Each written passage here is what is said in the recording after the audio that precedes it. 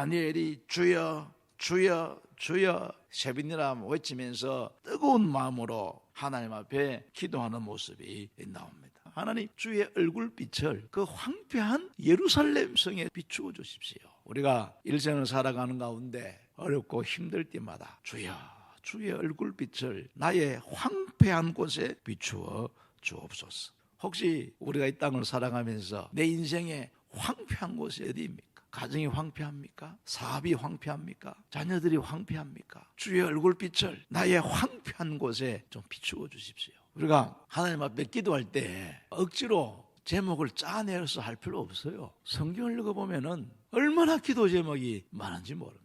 주여 주의 얼굴빛을 나의 황폐한 곳에 비추어 주십시오. 이제 우리 유다 백성들이 포로 생활이 끝이 날 날이 되었습니다. 하나님께서 약속하신 대로, 하나님께서 우리에게 예언하신 대로 그 포로 생활이 끝나게 해주십시오. 하나님의 그 약속이 반드시 성취되게 해주십시오. 간절한 마음으로 자기의 죄를 고백하며 민족의 죄를 고백하면서 이 황폐한 예루살렘 성읍에 주의 얼굴빛을 비추어달라고 그렇게 간절한 마음을 하나님 앞에 금식하면서 기도했는데요, 하나님께서는 이 다니엘의 기도를 들으시고 그냥 그래 알았다, 내년 이때가 되면은 내가 약속한 대로 유다 백성들을 해방시켜 주겠다, 황폐한 예루살렘을 다시 회복시켜 주겠다, 그렇게만 말씀하신 것이 아니고 가브리엘 천사를 보내어 가지고 앞으로 70일의 이후에 나타날 세계 역사의 미래를 보여준 것입니다. 이게 오늘 본문의 아주 중요한 내용입니다.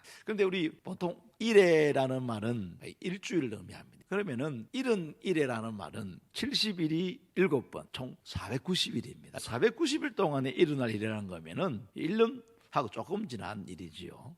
그런데 우리가 성경을 잘 읽어보면은 성경에서 대략 1일을 1년으로 계산을 합니다. 여러분 혹시 기억나십니까? 이스라엘 백성들이 출애굽해가지고 모세가 12정탐꾼을 보내었을 때에 40일 동안 가나안 땅을 탐지하고 돌아왔었을 때에 10정탐꾼이 우리는 그 땅을 정복할 수가 없습니다, 그렇게 이야기하지 않습니까? 그래서 하나님께서 이스라엘 백성들에게 진노를 하십니다. 그때의 1일을 1년으로 계산해가지고 40년 동안 광야에서 방황을 하게 됩니다. 그래서 대체적으로 성경에서 한 일회라는 이 말을 할 때 이 490일은 곧 490년을 이야기합니다. 그러니까 앞으로 다니엘에게 490년 이후에 일어날 그 미래 역사를 예언해 준 것입니다. 25절에 보면은 보충해서 설명하고 있는데 예루살렘 성이 중건된 그날부터 490년 동안에 어떤 일이 일어날 것인가. 그런데 또 25절에 보면은요, 이 70일을 한꺼번에 계산하지 아니하고 나누어서 계산하고 있음을 알 수가 있습니다. 여기 25절 한번 보시기 바랍니다. 70일회를 이야기하면서 7일회와 62일회 총 69일회지요. 구분해서 7, 62, 나머지 1 이렇게 구분해서 설명하고 있습니다.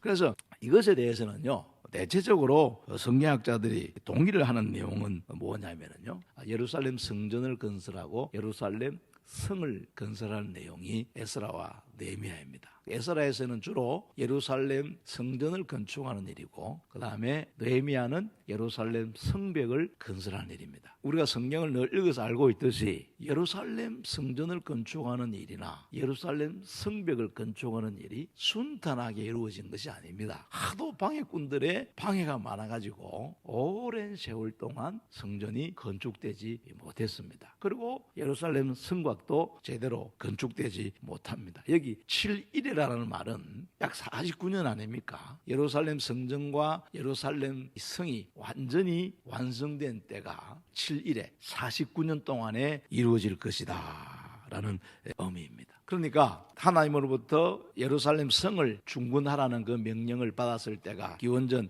457년경이 됩니다. 그때부터 약 7일 동안에 많은 어려움이 있지만은 예루살렘 성이 중건되고 난 이후에 약 62일회가 지나면은 그때가 AD 27년경이 됩니다. AD 27년경은 우리 예수님께서 공적으로 세례를 받으시는 때입니다. 그러니까 이 490년 동안에 여러 제국이 바뀌는 중에 메시아 즉 예수님이 이 땅에 오셔가지고 십자가 사역을 완성을 하게 되는 그 기간을 490년의 기간으로 잡았던 것입니다. 결과적으로 예루살렘 성이 중건이 되고 그동안의 역사가 바뀌어서 결국 예수님께서 이 땅에 오시고 그리고 예수님께서 세례를 받으시고 그 세례를 받으신 이후에 역사까지를 다루는 것이 여기서 말씀하고 있는 490년의 역사인 것입니다. 그런데 한 가지 의문이 뭐냐면은 마지막 한 일회가 빠져 있는 거예요. 아까 말씀드린 대로 70일의 가운데서 7일에 지나고 60의 일에 지나고 그럼 한 일회가 빠지지 않습니까? 그 490년 동안에 예수님께서 세례를 받으시고 33년의 생애를 마치시고 십자가에서 못 박혀 죽으시고 부활하는 그 사건까지를 언급을 하고 있는데 한 일회가 빠진 것입니다. 그 한 일회 이후에 일어난 일들이 뭐냐면요, 로마에 의해서 AD 70년에 이스라엘이 정복이 되고 예루살렘 성전이